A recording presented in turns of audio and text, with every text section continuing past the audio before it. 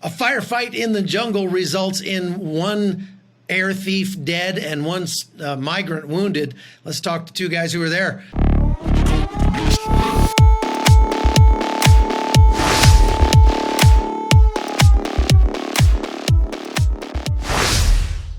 Ben Bergquam and Oscar Blue Ramirez, thanks for coming on.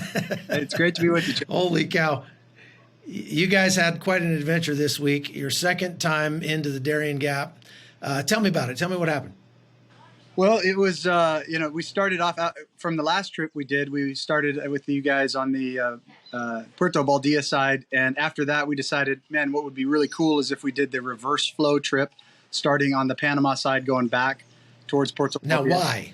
Well, primarily because you'll see all the action. So rather than going with the migrants, we wanted to see them coming at us to be able to count heads and get intel. And it just happened to be that it was probably the safest way to go as well, because every single person is a little more intel. And in this trip in particular, we started hearing early on that they were robbing and raping people up the trail. And the closer we got, it started off at 5 hours and then 4 hours and 3 hours. And eventually it was 15 minutes up the trail. This is happening, which allowed us, the center front guys we were with, to execute the operation and take these guys out. Had we gone the other direction, we could have just walked right into it and been ambushed. So for a whole host of reasons, it was a really incredible trip, even though we only were able to do about a third of it.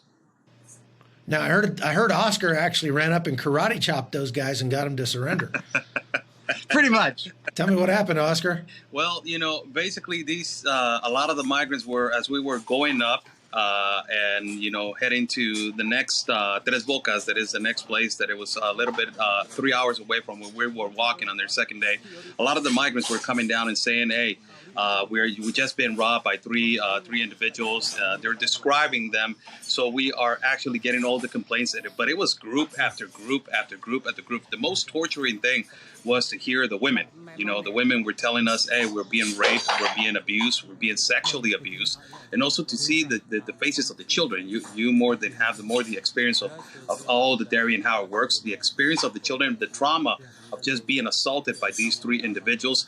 After that, the Lieutenant Guerra took the decision of saying, hey, you know what, it's too much. We need to, hold the mission with the journalists. You need to accompany us, but ultimately, saving our lives and putting us in a way that they were, protecting our lives. But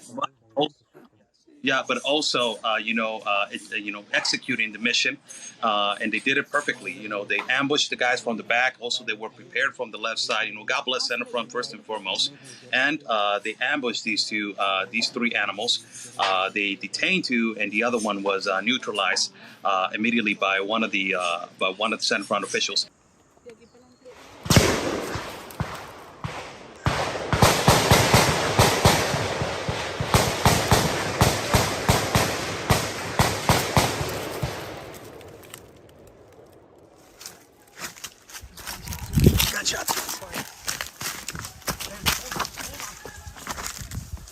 They got him. We got him.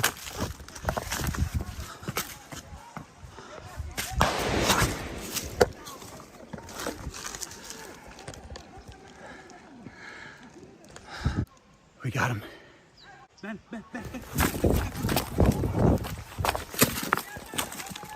We got him in here. Yeah.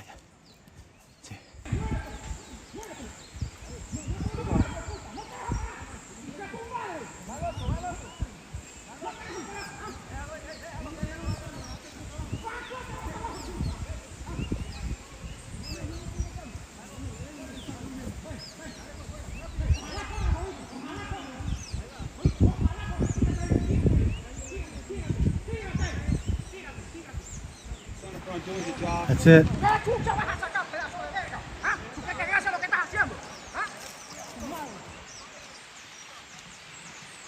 You got some? You got someone up here.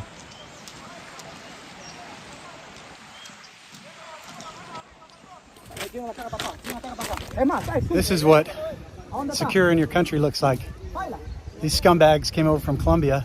They're robbing the illegal migrants because there's so many of them coming here. These guys raping women, robbing them, killing, murdering women and children if they don't get what they want. And these guys are on the front lines.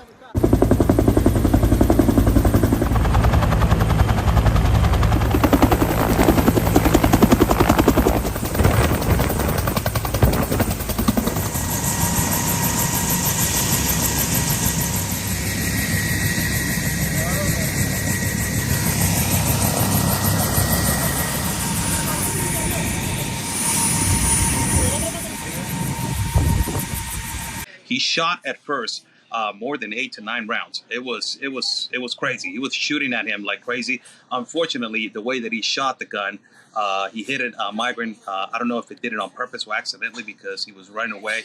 But center front hit him right in the head and another one in the chest, and immediately he was dead on scene.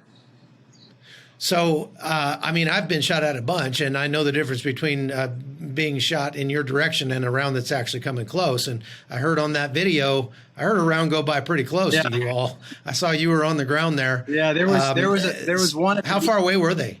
One was very close. You heard the crack right over our heads, and it. Right. No, I mean, how far away were we were on the other side of the robbers? So probably about 40, 50 yards. Depending on where that's near ambush. Yeah. So, but we were behind cover, rock cover, and you know that. But it had we been standing up at that moment, who knows? It was close though. Yeah. Yeah, for sure. So there were more of those guys out there, right? Just it sounds like they're not really organized groups of robbers. They're just a bunch of ne'er-do-wells that are out there taking advantage of the fact that there's no cops around. Yeah, it's some of that's still under investigation. It actually, Centerfront guys ended up staying out there for a few more days. There was another group that we were told were higher up in the mountains. That were the guys said, one of the guys we interviewed said that they had military style weapons. He said they had grenades.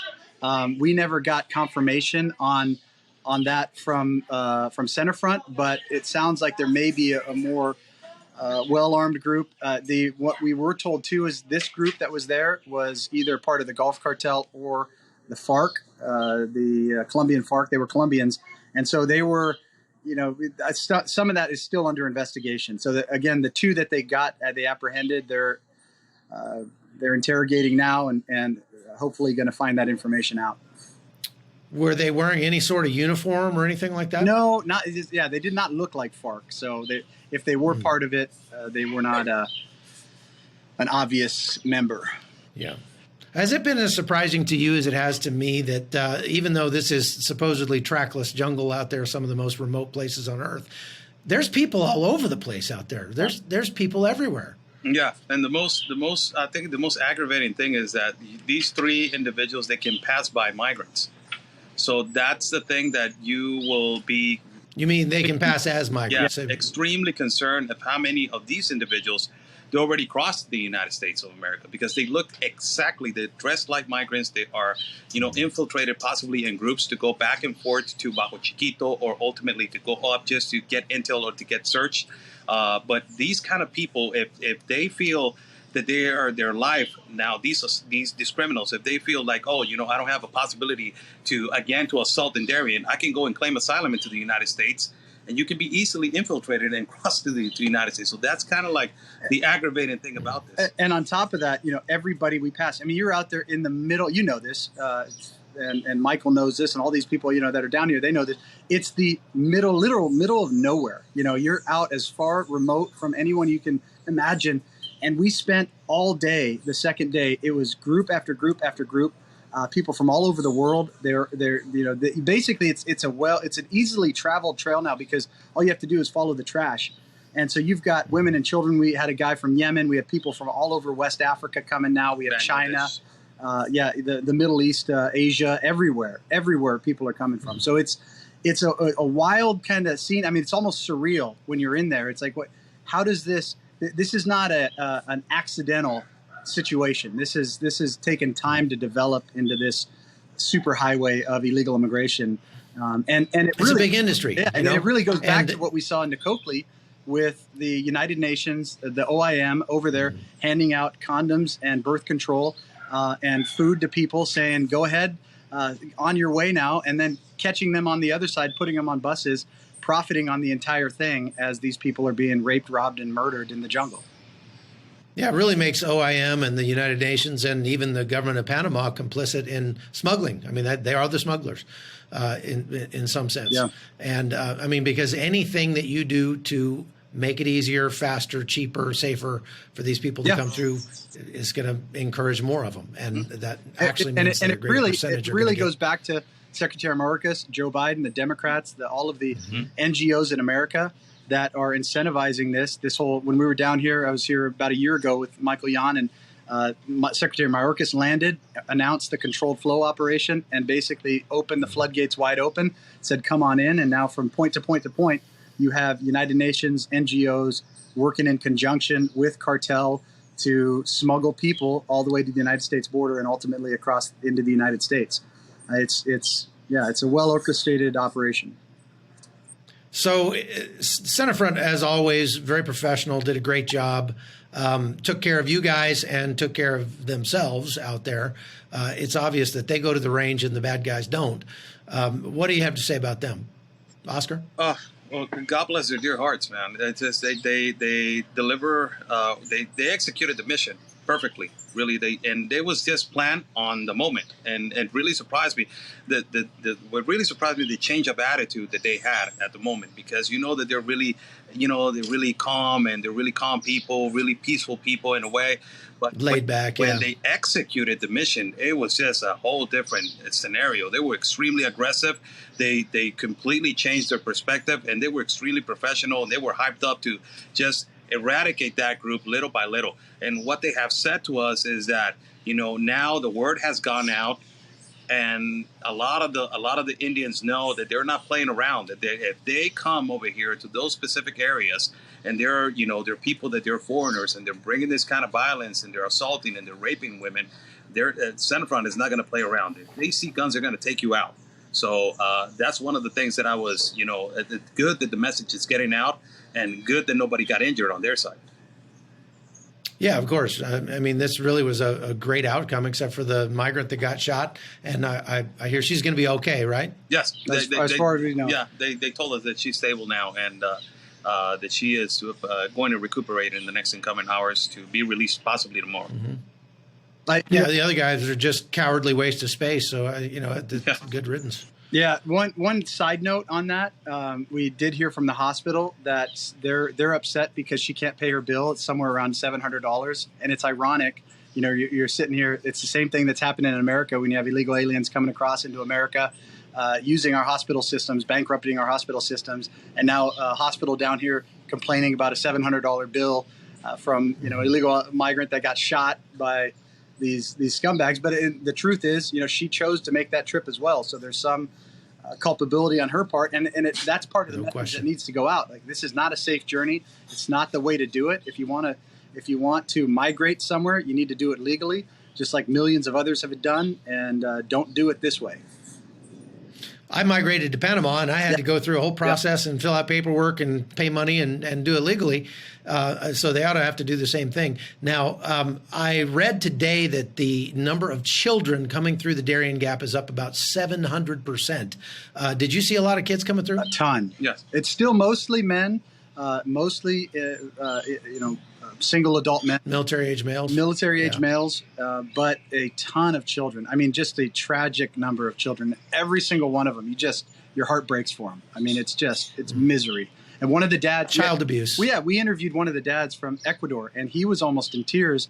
He brought two of his children, his wife, across, and he said, had he known, he would never do it. And we asked him, would you recommend this to anyone? And he yelled at the camera, no. And his statement was really, I couldn't say it any better. He said, this is like not loving your children to bring them across. And so it's tragic. No question. No question, especially since you're just doing it for economic reasons. Yeah. There's plenty of good countries that are south of the Darien Gap that you could live in and make a good life in. And indeed, most of them have been for years. They didn't just leave their country of origin. They've already been out somewhere else for some time, or traveled through 10 different countries to get to where they are. So they are economic migrants at this point, and there is a way to stop it. Yeah. Panama was able to stop it during COVID when they were afraid of COVID, but Panama does not have the political will, and neither does the United States. And that's what it's going to take, is somebody with the stones to do the hard things and do the right thing and make it stop. And that is just saying, you come through here with a child, you're going to jail. That is child abuse.